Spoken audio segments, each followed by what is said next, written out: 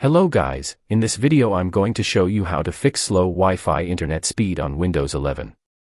So without further delay, let's get started.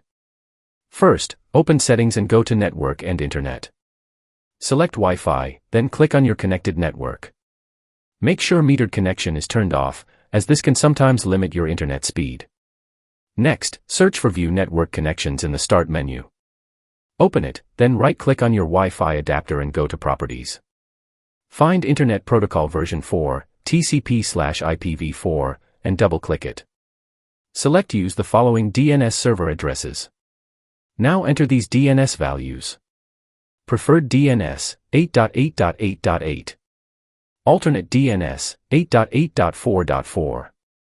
Click OK to apply the changes. If the speed still doesn't improve, you can try another DNS. Preferred, 1.1.1.1.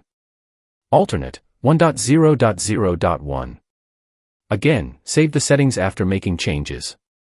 After that, open Command Prompt as administrator. Then run the following command to flush DNS. IP protocol configuration/flushdns. Next, you can also reset network settings by running netwinsock reset. Once done, restart your PC. Now go back to Settings, open Network and Internet, then go to Advanced Network Settings and choose Network Reset. Also, check your data usage section to see which apps are consuming the most internet. If you find unnecessary apps using data, you can uninstall them from installed apps by clicking the three dots and selecting Uninstall. And that's it. These steps should help improve your Wi-Fi speed on Windows 11. If this helped, don't forget to like and subscribe for more tips. Take care.